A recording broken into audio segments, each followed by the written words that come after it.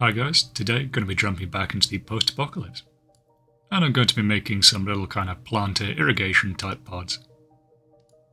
To start with, grabbed a cardboard lid from a food container, and using hot glue to glue that down onto a foam core base. Then using 2 strips of corrugated cardboard to line the edge of the piece. I found it helped to glue this in sections, so you could get a nice tight fit around the edge.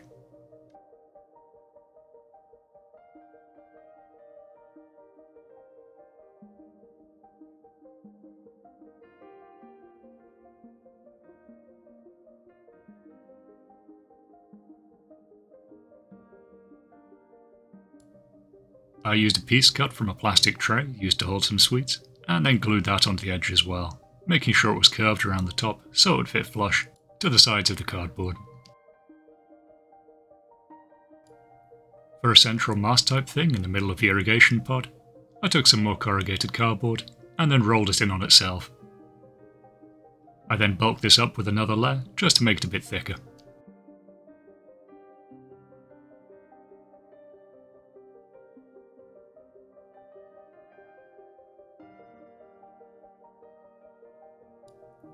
I also covered the seam using a piece of textured cardboard, as well as adding a topper made of 2 rectangles.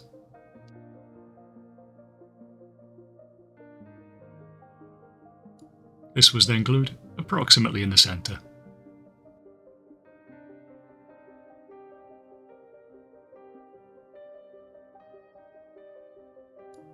This will add a bit of height to the piece and make it a bit more interesting to use in a game, as well as add some points where I can add some bamboo skewers later to make some piping. I mixed up some sculptor mould and then set it aside to dry for about a minute, and while that was curing slightly, I glued some pieces of insulation flooring board down so the sculptor mould wouldn't be as thick and would dry faster. I plastered the sculptor mould over the centre of the piece where I wanted the dirt to be, as well as slightly on the sides just to blend the seams in and cover up a bit of the join between the cardboard and the foam core. After letting that dry for about an hour, I went in with a finger and smoothed out a few of the bumpier sections.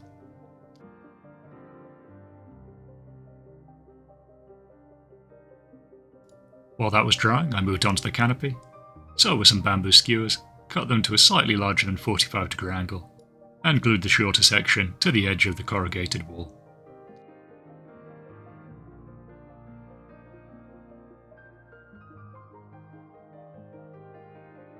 With the sculptor mould dry, I mixed up a basing paste and applied that over the centre of the irrigation unit, as well as on the edges of the base.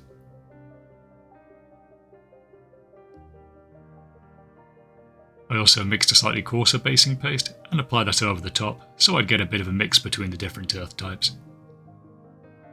Once that had fully dried, I went in with black gesso and primed the piece.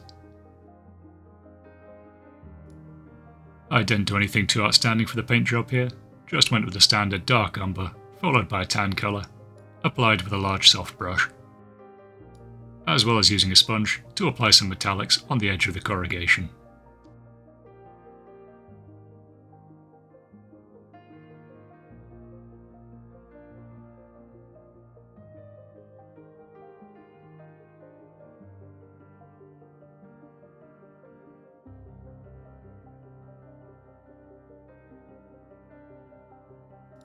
With the tan colour, I find it helps to blend the entire piece together if you go over the metallics as well, and just dull them down a little bit.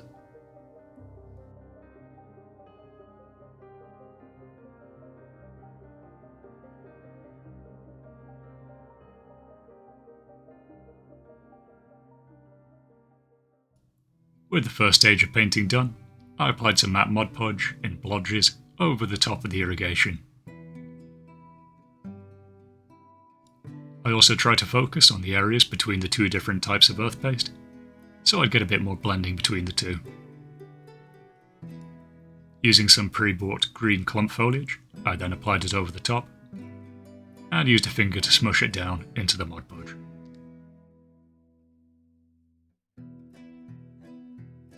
After letting it dry and shaking off the excess back into the bag, I glued the remaining sections of the pipes in so they connected to the central unit. I also applied some white highlights on the edge of the piece, as well as between the foliage to make it pop. For the canopies, I used some tissue paper cut into rectangles, which I then soaked in some diluted PVA. You can also vary up the effect here by using thin strips instead of one big sheet, but this technique can get very fiddly.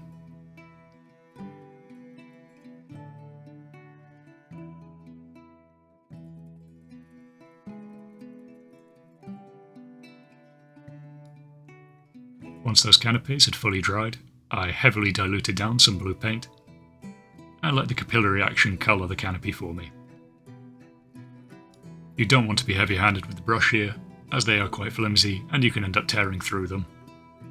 They're also prone to warping when they get wet, so you just need to make sure they warp in the right direction. I also felt they were too clean, so with the same technique I diluted some brown paint, mixed in a tiny bit of white, and then applied it mostly in the recesses on the edges, as well as in the creases of the fabric.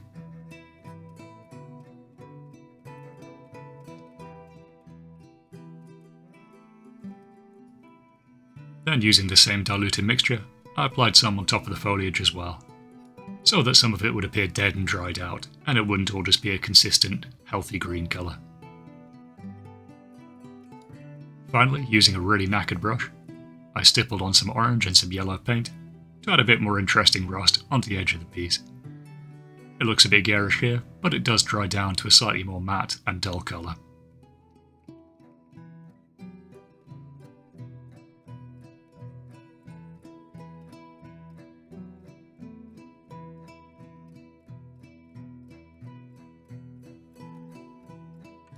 With a final layer of rusting dried, the inhabitants of this horrible town now have some food sources as well.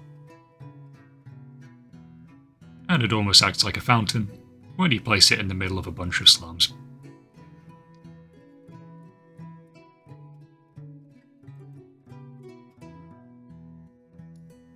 But anyway, thanks for watching guys. Catch you next time.